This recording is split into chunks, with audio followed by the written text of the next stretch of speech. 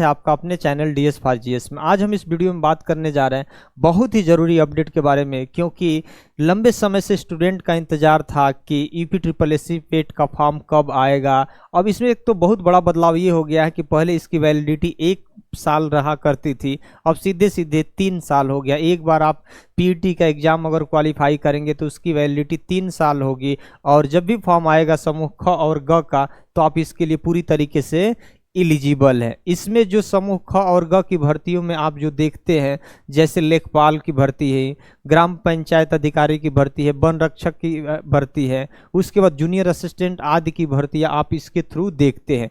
तो ध्यान दीजिएगा, ये नोटिफिकेशन निकला है, यह उत्तर प्रदेश अधीनस्थ सेवा चयन आयोग लखनऊ द्वारा यह विज्ञापन संख्या ये जो देख रहे हैं इसको बोलते हैं पेट को क्या बोलते हैं, PET को क्या बोलते हैं, प्रिलिमिनरी एलिजिबिलिटी टेस्ट बोलते हैं 2025, जिसको हिंदी में बोलते हैं प्रारंभिक अर्हता परीक्षा बोलते हैं।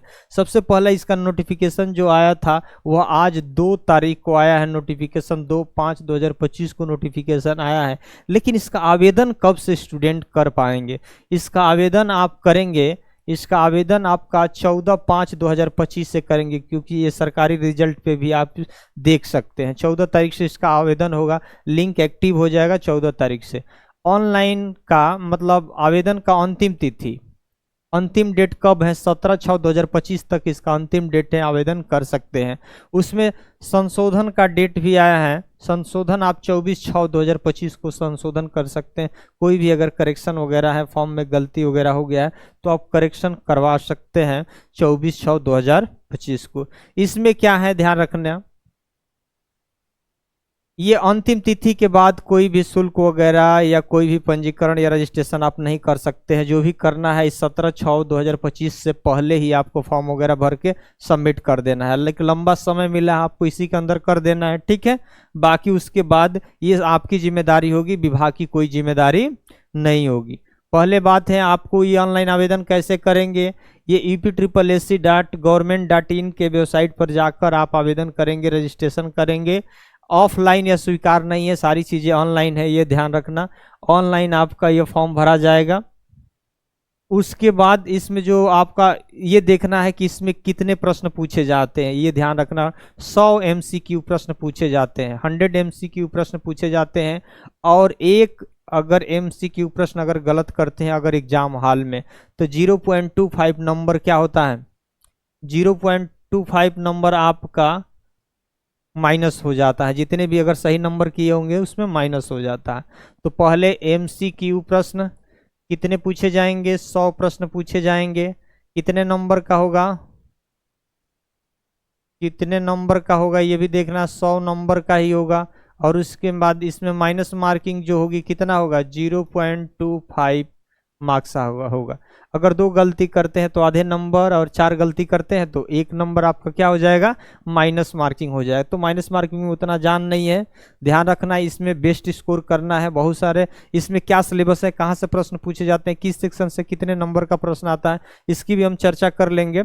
इसमें जो भी समूह ख और ग की भर्तियां सारी आती हैं इसी के थ्रू, तो कम से कम इसको आपको पूरी तरीके से तैयार करना है। इसमें नॉर्मलाइज्ड अंकों के आधार पर ये सारी चीज़ें जारी की जाती है, क्योंकि इसके 1, 2, 3 या 4 शिफ्ट में, जितने शिफ्ट में एग्जाम कराए, अगर एक से अधिक शिफ्ट में कराया जाता है तो इसमें क्या होता है, नॉर्मलाइज्ड किया जाता है। क्योंकि किसी शिफ्ट में कठिन प्रश्न पूछे जाते हैं, किसी शिफ्ट में इजी प्रश्न पूछे जाते हैं, तो एवरेज निकाल लिया जाता है। तो किसी का नंबर बढ़ भी जाता है, किसी का नंबर घट भी जाता है, यह भी सावधानी रखना है, ठीक है।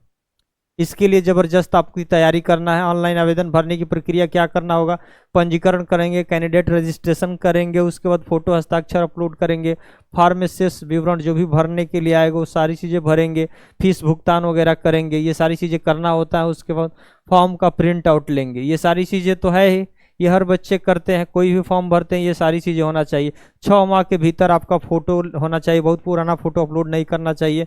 हस्ताक्षर वगैरह को भी आपको लेटेस्ट वगैरह ही सब कुछ आपको अपलोड करना होगा। अब फोटो तथा हस्ताक्षर अपलोड करना, इसमें थोड़ा सा आप देख लीजिए, चेहरे की छवि स्पष्ट दिखनी चाहिए, चेहरे पर अत्यधिक चमक या छाया नहीं होना चाहिए जो आपका फोटो होगा, ये ध्यान रखना। स्पष्ट दिखना चाहिए। बहुत आप उसके लिए बहुत आपको वो फोटो में थोड़ा सा आप लाइट हो जाए, अंधेरे में आपका हो फोटो, या टेढ़े मेढ़े में आप फोटो खिंचवाए, वो वैलिड नहीं होगा। ठुड्डी से शिखर तक साफ दिखना चाहिए, यहाँ से लेकर यहाँ तक पूरी तरीके से साफ दिखना चाहिए। चश्मा पहनने की स्थिति में आंख साफ दिखाई, चश्मा पहनने की स्थिति में आंखें साफ दिखनी चाहिए और शीशा रंगीन नहीं होना चाहिए, ये भी देखना। कैमरे पर नजर सीधी होनी चाहिए, अभिव्यक्ति तटस्थ, तो आंख खुली हो, मुंह बंद हो, ये सारी चीजें होना चाहिए। ये नहीं कि फोटो खिंचवाते मुंह ही बंद हो जाए, आंख मुंह तो बंद रहे तो ठीक है, आंख बंद नहीं होना चाहिए, ये सारी चीजें हैं। सफेद या हल्के रंग के सादी पृष्ठभूमि आवश्यक है, मतलब पीछे का जो बैकग्राउंड है यह देखना है सफेद या हल्के ग्रे रंग का होना चाहिए। फोटो का आकार 3.5 सेंटीमीटर 4.5 सेंटीमीटर में होना चाहिए। 6 महीने का भीतर लिया गया हो। ये आपका फोटो कितना 100 KB वगैरह का होना चाहिए, ये चलिए ठीक है, ये सब लोग फॉर्म भरते हैं। इसमें जो महत्वपूर्ण चीज है यहाँ देखिए,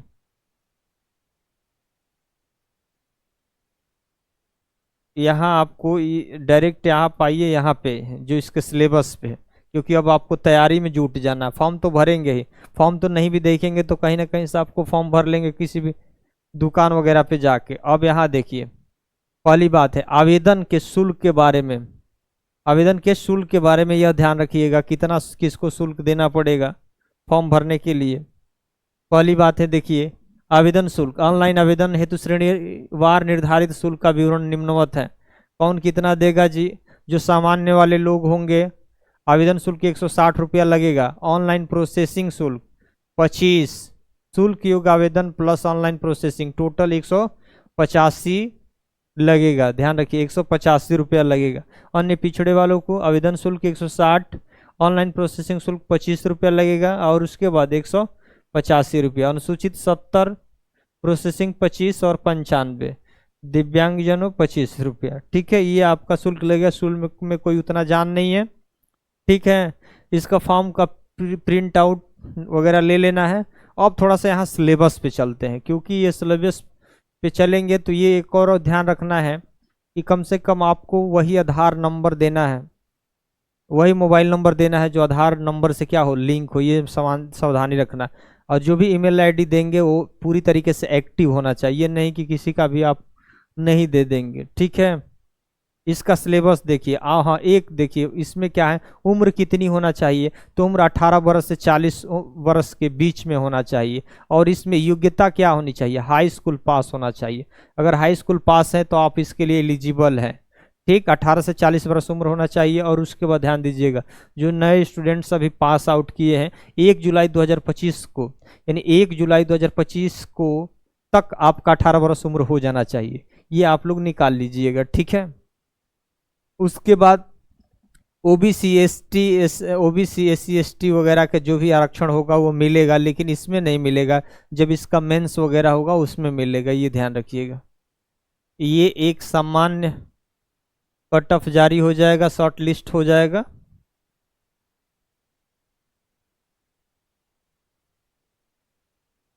ये लंबा एक नोटिफिकेशन है, इसमें थोड़ा सा सिलेबस पे हम एक नज़र डालते हैं। हाँ, ये महत्वपूर्ण है, ये महत्वपूर्ण है, ध्यान रखिएगा। यहाँ से ये देखिए, उत्तर प्रदेश सेवा चयन आयोग द्वारा आयोजित की जाने वाली प्रारंभिक अर्हता परीक्षा पेड शासन द्वारा अनुमोदित है। पहला तो ध्यान रखिएगा, पहला ध्यान रखिएगा, प्रश्नों की संख्या कितनी है।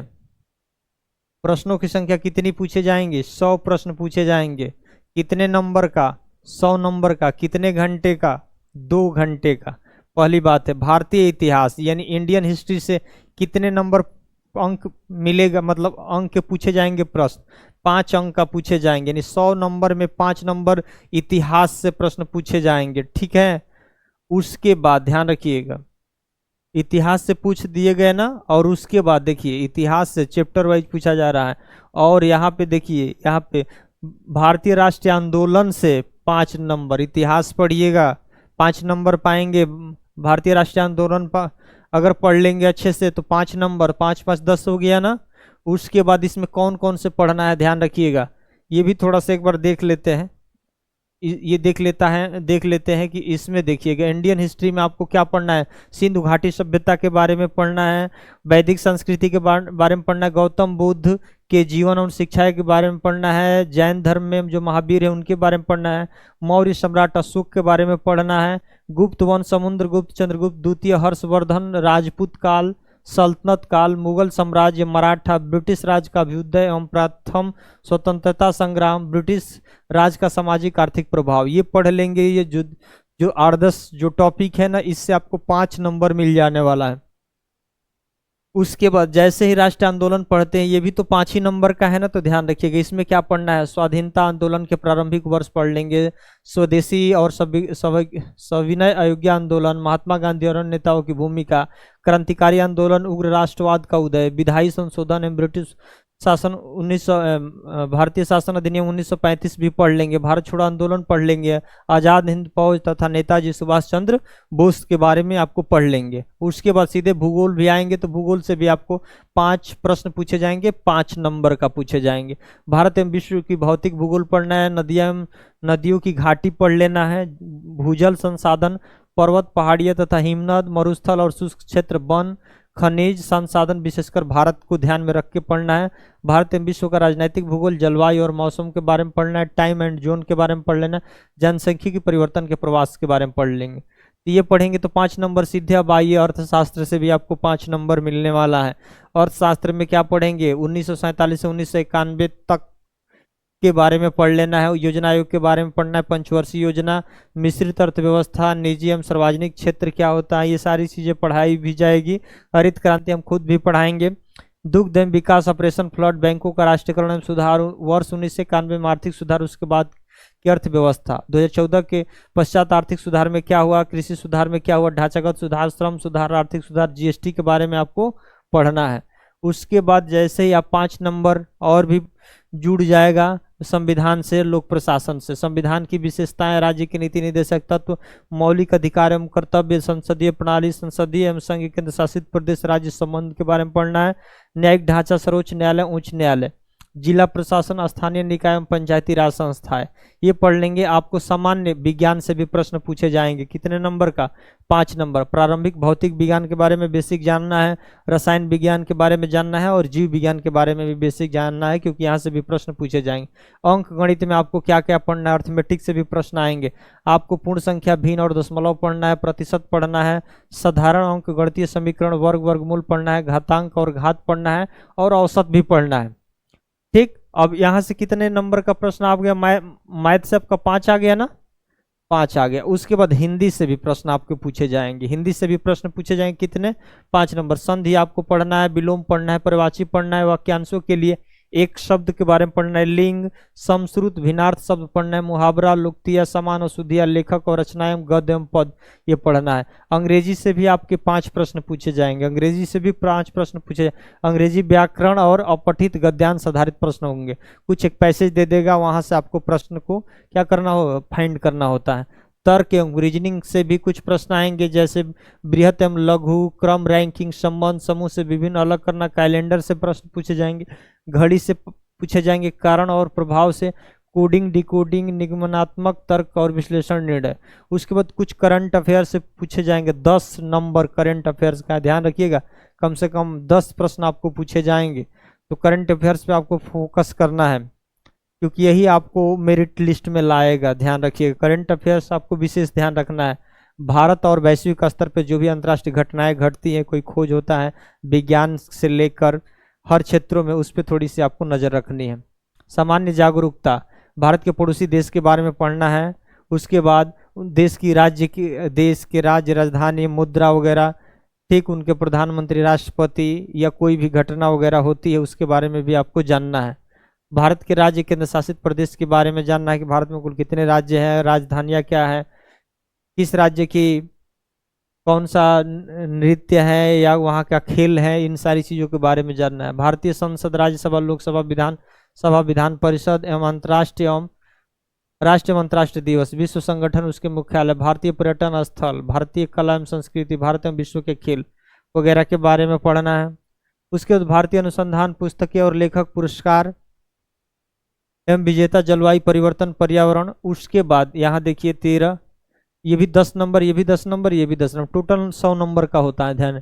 अपठित हिंदी गद्यांश विवेचन एवं विश्लेषण, 2 गद्यांश पूछे जाएंगे, 5-5 उसमें क्वेश्चन होंगे 10 नंबर का। ये भी 2 ग्राफ पूछे जाएंगे, यहाँ से भी 10 नंबर का। तालिका भी यहाँ से भी 2 ग्राफ पूछे जाएंगे 10-10 नंबर का। इसका मतलब टोटल आपका 100 प्रश्न पूछे जाएंगे। 100 नंबर का इसमें निगेटिव मार्किंग होगा 2.25 मार्क्स का। तो इसको समय रहते हुए इस फॉर्म को ऑनलाइन करिए, ताकि जो भी समूह ख और ग की भर्ती आगामी आने वाली है, जैसे लेखपाल आएगा, तो लेखपाल के लिए जो इसमें शॉर्ट लिस्ट के अंतर्गत आएंगे वही उसमें आवेदन कर सकते हैं। वन रक्षक के लिए वही आवेदन करेंगे। आपका ग्राम पंचायत अधिकारी के लिए जो वीडियो वगैरह का आता है फॉर्म, उसके लिए आप ये फॉर्म, ये नंबर, इस एग्ज़ाम को क्वालिफाई करेंगे तभी उसके लिए आवेदन करेंगे। जूनियर असिस्टेंट के लिए आवेदन करेंगे। फीस भी कम है। इस एक तो सबसे बड़ी खुशखबरी है कि एक बार इस परीक्षा को क्रैक कर लेते हैं तो 3 साल तक सिर्फ आपको प्रारंभिक परीक्षा नहीं देना